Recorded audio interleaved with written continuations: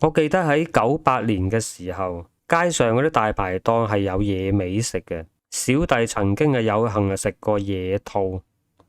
我哋呢度做法就好似炆羊肉咁去炆佢嘅，一隻野兔成10斤8斤重噶。野兔啲肉就紅色嘅，就好甜嘅，相當好食啊。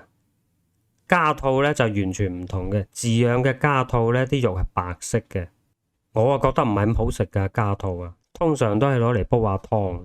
野兔同家兔嗰個口感嘅分別就係好似老鼠斑同石狗公嘅分別咁大嘅。咁啊，今日我想講下兔肉啊。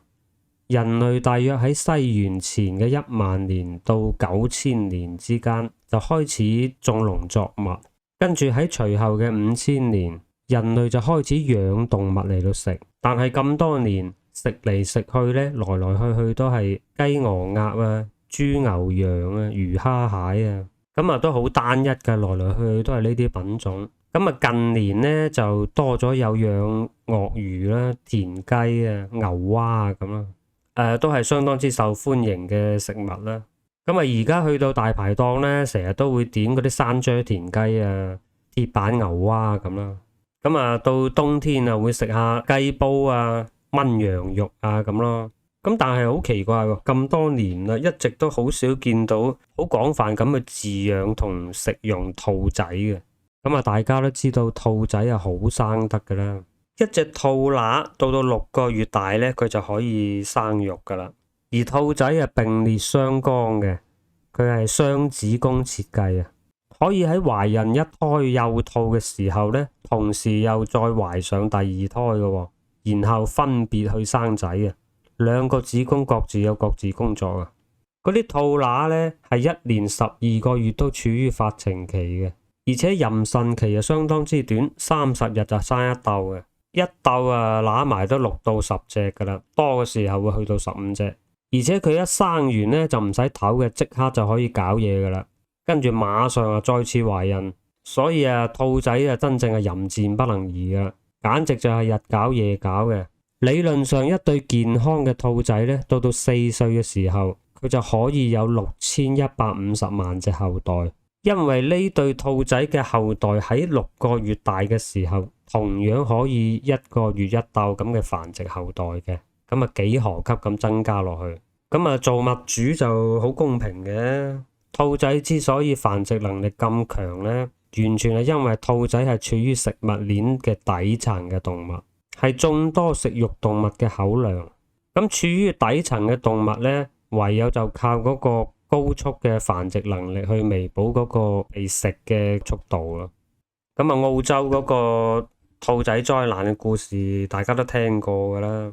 喺1859年，一個英國人 Thomas， 佢係有錢佬嚟嘅，佢喺英國咧就經常啊打獵打兔仔嘅。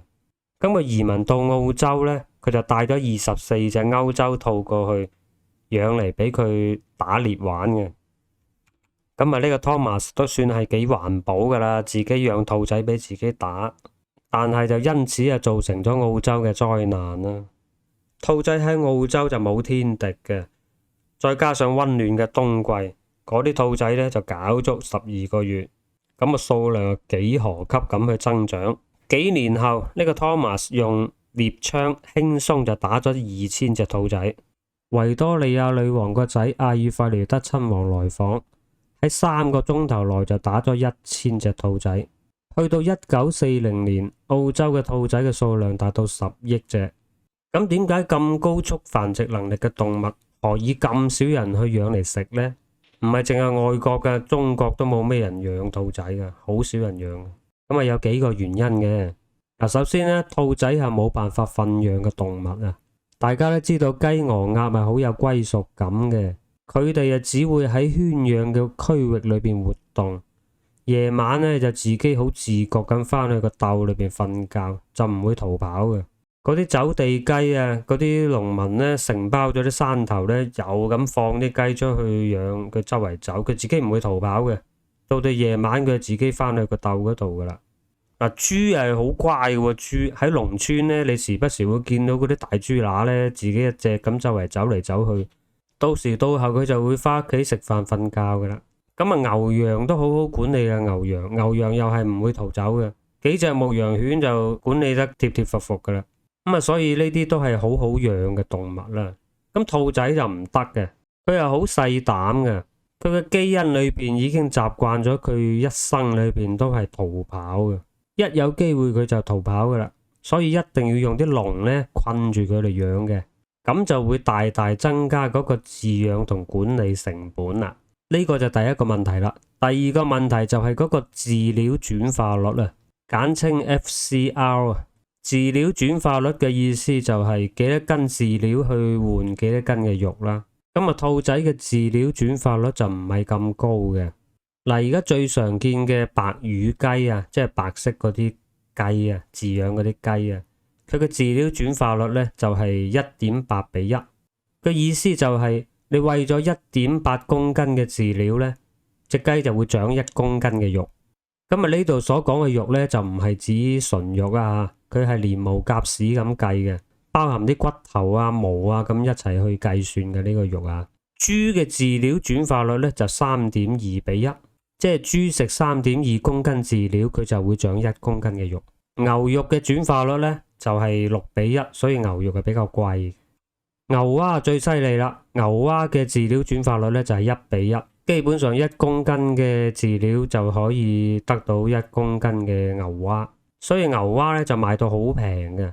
喺廣州芳村嘅中市呢，就賣7蚊1斤嘅牛蛙，相當之平嘅。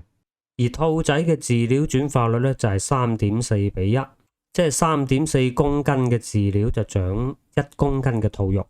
仲有一個問題就係兔仔嘅飼料成本呢，就並唔低嘅。兔仔又要食乾草，又要食新鮮嘅草，又要餵下紅蘿蔔啊，咁好鬼麻煩嘅。嗱，跟住就講下出肉率啦。出肉率呢，佢所講嘅肉呢，就係純肉啦，同飼料轉化率嗰個肉就唔同嘅。豬同雞嘅出肉率呢，一般有70% 到80%。亦即係話1斤重嘅雞呢，有7兩係純肉，有3兩係骨頭。而兔仔嘅出肉率呢，就係得20% 到30%，即係話1斤重嘅兔仔呢，淨係得2-3兩係肉嘅啫，其他都係嗰啲骨頭啊、毛啊、屎啊嗰啲乜垃垃雜雜嘅嘢。所以難怪啲白人就唔係咁中意食兔仔嘅，因為白人呢，就唔中意食太多骨嘅肉類嘅。我哋呢啲廣東佬就唔同啦，我哋好多時都中意掄骨嘅，咩砂鍋焗魚頭啊、紅燒乳鴿啊、滷水鵝腳翼啊，全部骨慘慘咁樣咧，我哋係中意掄骨嘅。咁啊，燒酒佬啊唔使講添啦，燒酒佬啊最中意食骨頭啦。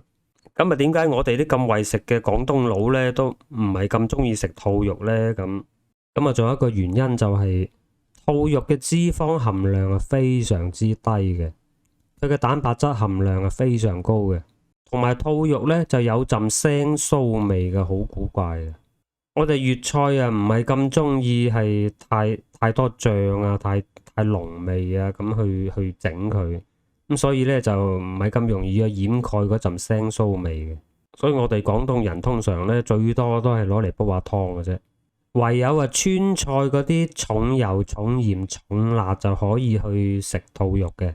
咁所以咧四川咧就有食兔肉嘅習慣，其他地方都好少見食兔肉嘅，就算你去到街市都好難見到有兔肉賣嘅，賣嘅人又少，買嘅人更加少。仲有另外一個致命嘅問題啊，醫學上有個詞叫做兔子飢餓症。